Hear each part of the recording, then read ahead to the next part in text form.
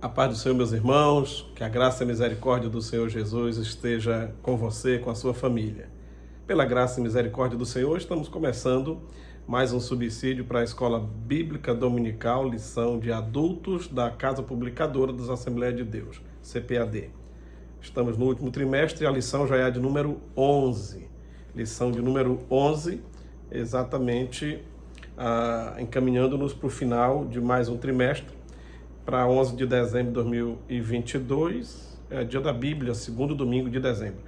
E o assunto desta lição, a visão do templo e o milênio. A visão do templo e o milênio. O milênio será literal? Será mesmo um período de 1000 anos, literalmente? Ou o milênio é um tempo indeterminado, onde não se conta literalmente 1000 anos? O milênio está para frente? O milênio já está acontecendo? Existem várias correntes de interpretações. Vamos seguir a linha mais adotada no meio pentecostal, assembleiano principalmente, que nós somos pré-tribulacionistas, pré-milenistas, e aí é nessa ótica, nessa vertente que nós vamos estar tratando na lição de hoje, tá? A visão do templo e o milênio. O texto de ouro, que é o texto áureo, diz: e clamavam uns aos outros, dizendo: Santo, Santo, Santo é o Senhor dos exércitos, toda a terra está cheia da sua glória. Isaías 6:3. A verdade prática diz: o traje à santidade divina traz destruição espiritual. A santidade de Deus é a expressão máxima da sua glória. A leitura bíblica em classe, que dá base para esta lição, está em Ezequiel 43, 1 ao 9, e diz: então me levou à porta que olha para o caminho do Oriente, eis que a glória de Deus de Israel vinha do caminho do Oriente, e a sua voz era como a voz de muitas águas, e a terra resplandeceu por causa da sua glória. E o aspecto da visão que vi era como da visão que eu tinha visto quando vim destruir a cidade, e eram as visões como a que vi junto ao rio Quebar, e caí sobre o meu rosto. E a glória do Senhor entrou no templo pelo caminho da porta cuja face está para o lado do Oriente, e levou-me o Espírito, me levou ao átrio interior, e eis que a glória do Senhor encheu o templo. E ouvi a voz que me foi dirigida de dentro do templo, e um homem se pôs junto a mim.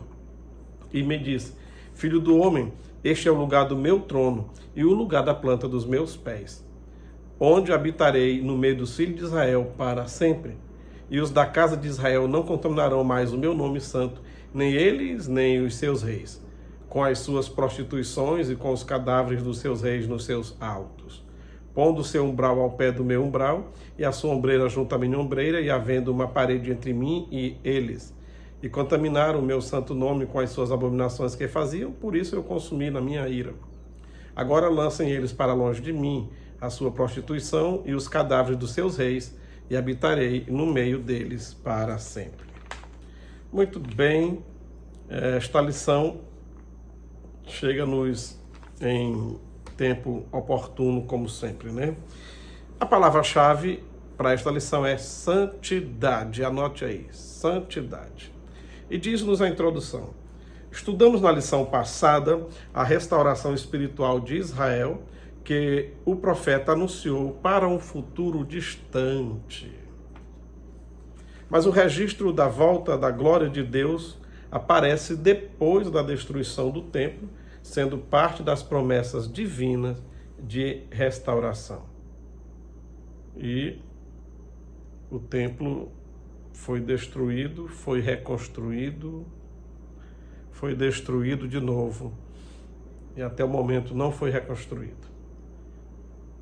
Então, entendemos que essa profecia é para o futuro, pois no presente momento, os judeus, lá em Jerusalém, de todo o conglomerado do antigo templo, eles têm apenas um pedaço de muro, conhecido como o Muro das Lamentações, onde eles ficam lá fazendo suas orações, colocando oraçõezinhas nas brechas do muro, da muralha, né? E é o que sobrou para eles, esse espaço. Muito visitado por turistas, por sinal. Então eles não têm um templo mas é o anseio, é o anelo, é o desejo deles.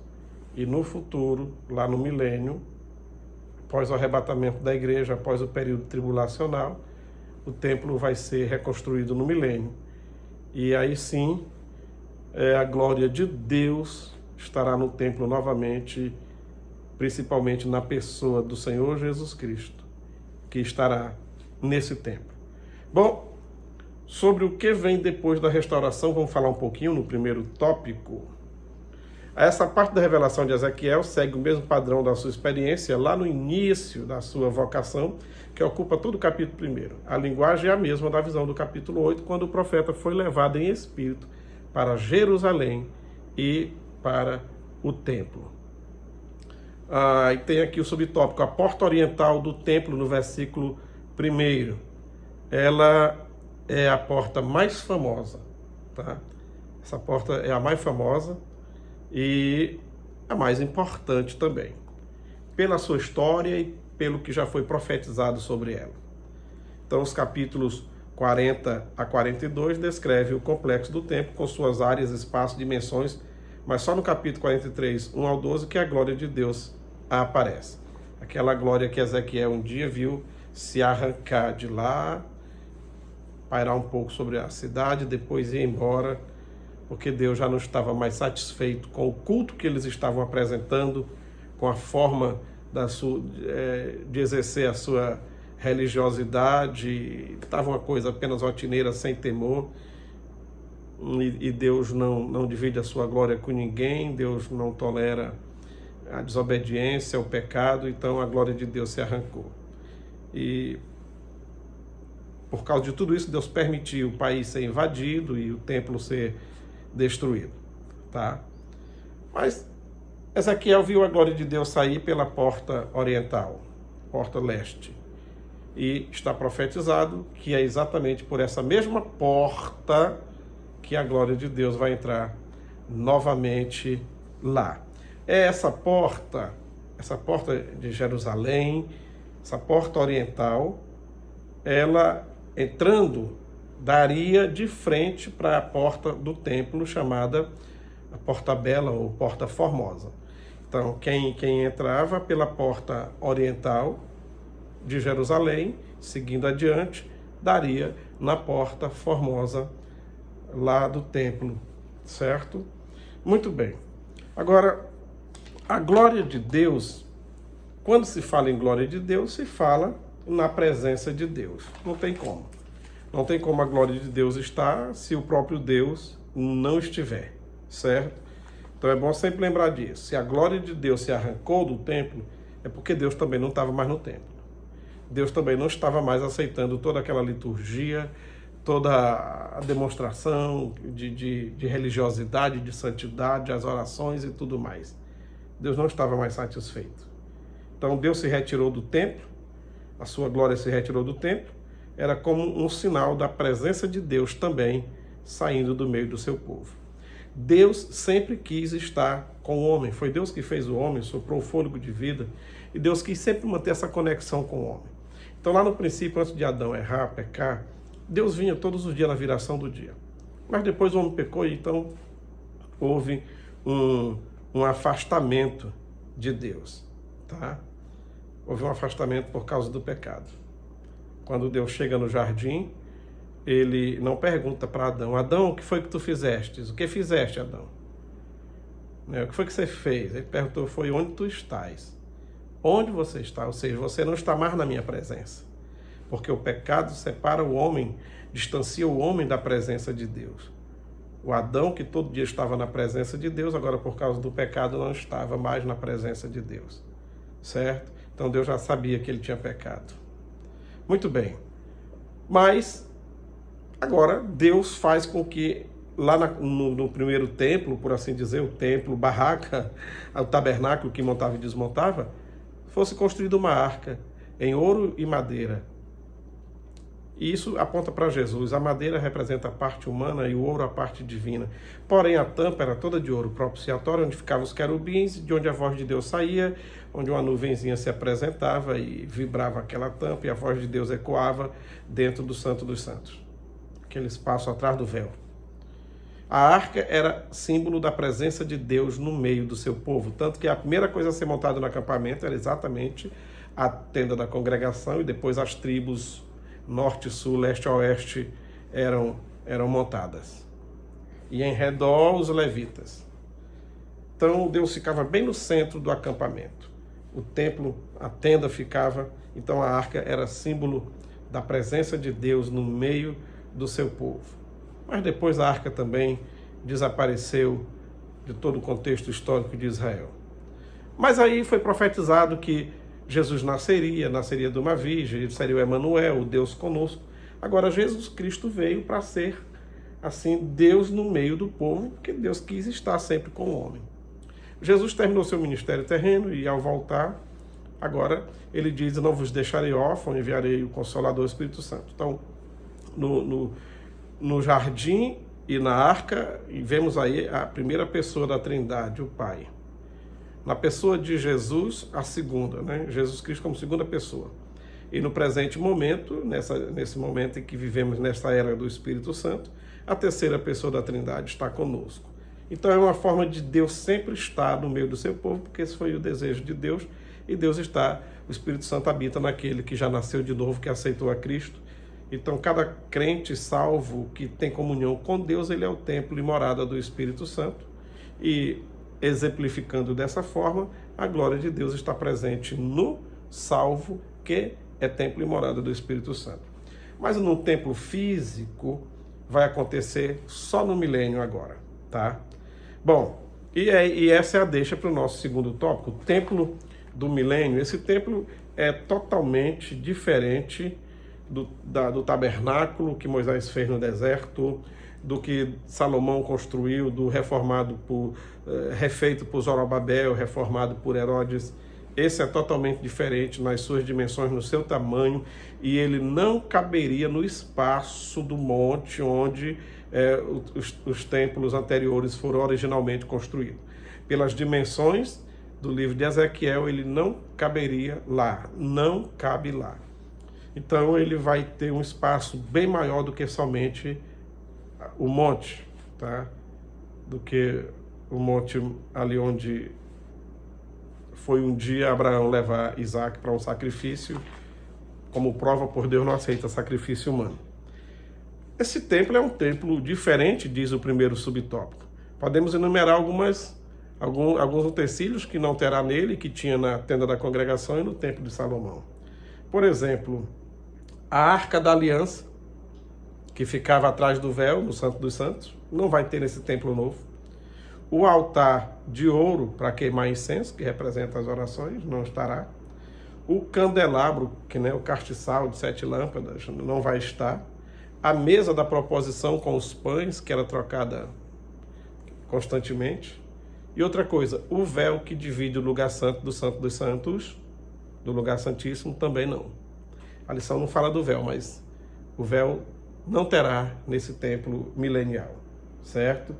Visto que o tabernáculo e o templo, com toda a sua estrutura de funcionamento, rituais, peças e sacerdotes apontava para Cristo, tudo se cumpriu nele, então não precisa mais, porque o castiçal representava a luz da vida, que é Jesus. Ele disse, né, eu sou a luz do mundo. Os pães, ele disse, eu sou o pão vivo que desceu do céu. A arca era a presença, ele é o Emanuel, Deus conosco, então não precisa da arca. E agora, só há um mediador entre Deus e os homens, o próprio Jesus, não há mais separação, não precisa de véu. Temos livre acesso ao Senhor, e nesse templo milenial não será necessária essa mesma formatação que vemos nesses templos que já foram destruídos, tá? Será uma dispensação diferente, um novo templo, uma nova forma de adoração, a partilha da terra entre as tribos de Israel, as 12 tribos novamente, será refeito o mapa de Israel, e haverá ainda uma divisão entre norte e sul. A diferença é que o norte será 7 tribos e o sul 5, tá? Muito bem. E aí, seguindo aqui, alguém pode questionar, mas para que sacrifício nesse novo templo?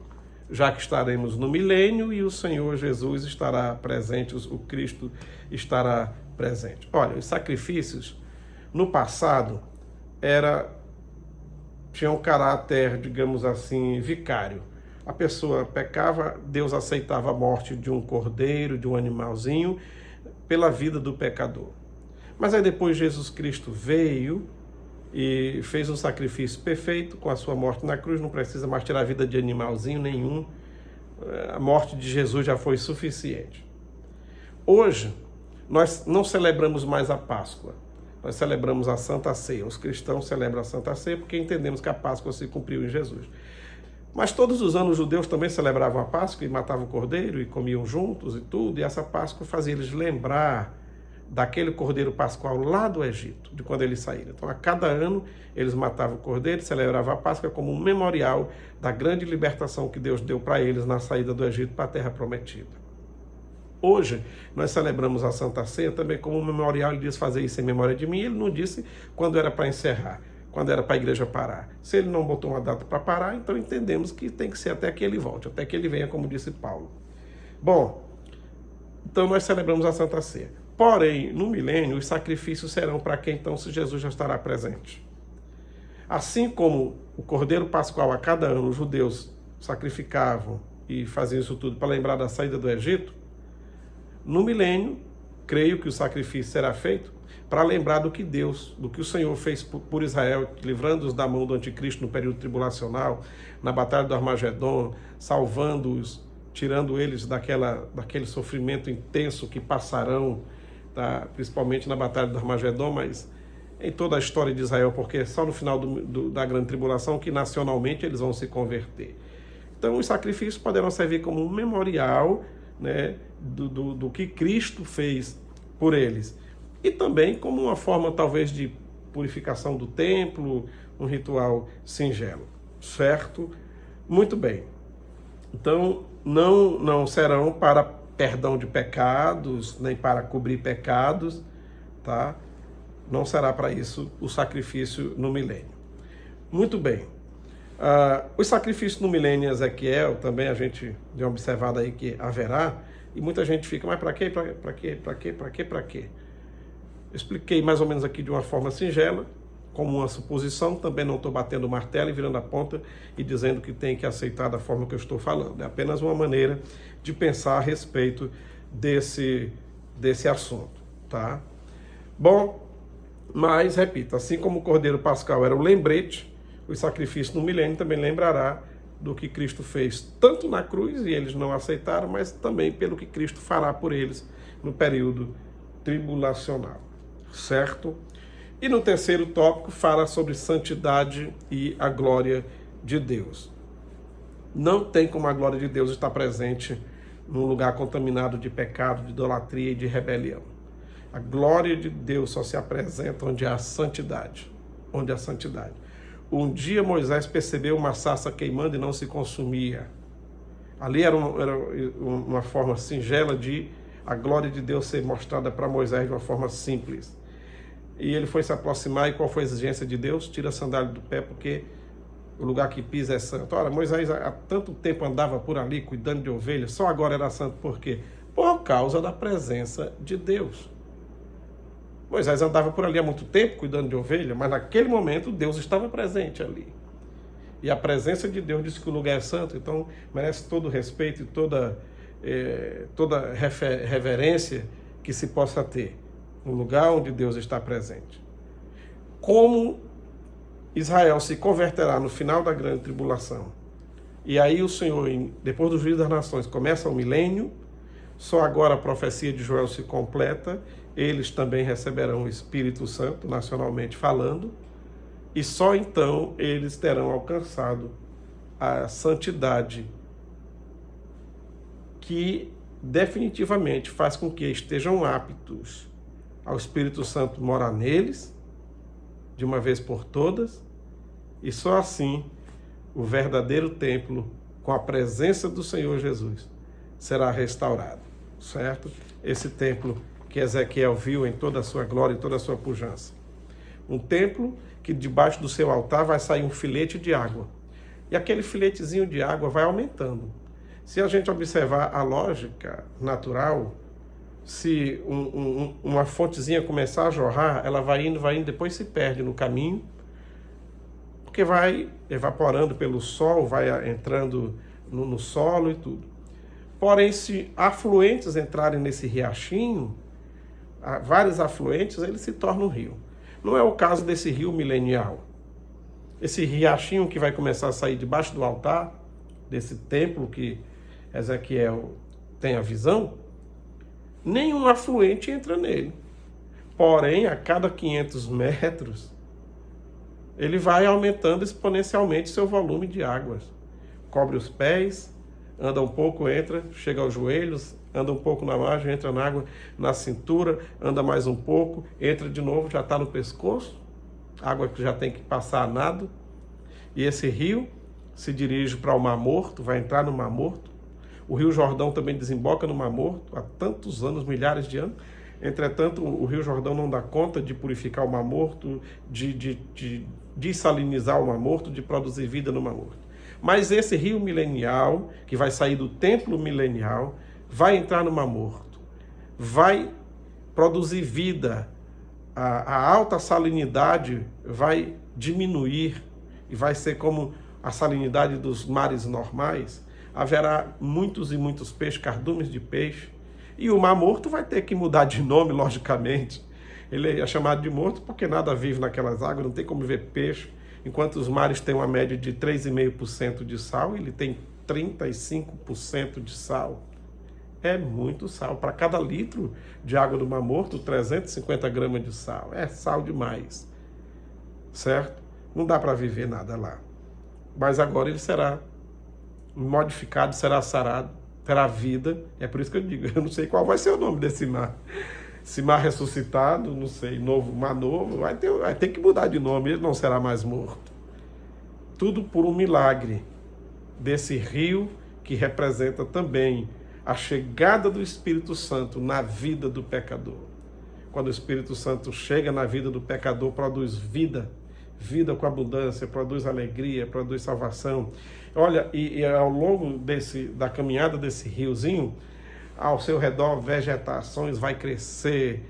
E olha como o Amor está numa região desértica, mas vai crescer muita vegetação. Vai ser uma bênção, tá? E mais uma coisa. Quando Ezequiel, lá no cativeiro, tem a visão desse templo para o futuro, isso trouxe para ele, para quem ouviu a sua pregação, uma esperança. Foi uma mensagem de esperança. Se Deus deu uma visão de um templo novo, reconstruído dessa forma, com o Messias lá, então, isso é a prova de que Deus não abandonou o seu povo, pois estava prenunciando o futuro desse povo, certo? Então, a alegria para Ezequiel poder, depois de ver, de Deus mostrar a visão da sua glória se arrancando, foi uma tristeza para ele.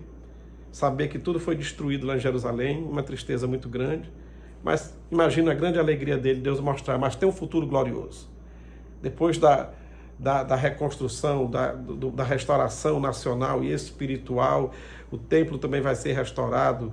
Agora, o próprio Senhor Jesus estará presente, o Cristo estará presente.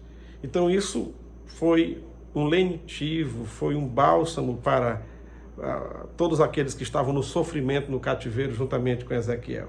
Saber que Deus estava mostrando já um futuro glorioso para o seu povo, a prova de que Deus não os abandonou, certo? E se Deus disse, vai se cumprir, tá bom? Então é isso aí. Acreditamos dessa forma, estamos esperando a vinda de Jesus. Aí depois do arrebatamento ainda vai passar o período tribulacional, depois da grande tribulação, juízo das nações, milênio, e no milênio tudo isso vai acontecer. E a igreja estará onde no meio disso tudo? Estaremos na Jerusalém celestial, pairando, estaremos na capital espiritual, governando de lá. De lá nós estaremos governando, reinando com Cristo. Enquanto aqui na terra, quem saiu da grande tribulação juntamente com Israel estará vivendo esse período milenial, sobre a bênção de Deus e sobre o reinado do Rei dos Reis e Senhor dos Senhores. Que Deus abençoe a todos. Obrigado por assistir até aqui. Curta aí, compartilha, passe para mais alguém. Passe esse vídeo para professores de escola dominical, alunos. Estamos apenas trazendo subsídio para tentar, de alguma forma, ajudar e enriquecer a sua lição. Estamos abertos a comentários, críticas e sugestões. Comente aí e nos ajude a melhorar. Um abraço, até o próximo vídeo, com a graça de Deus. Deus abençoe a todos em nome de Jesus.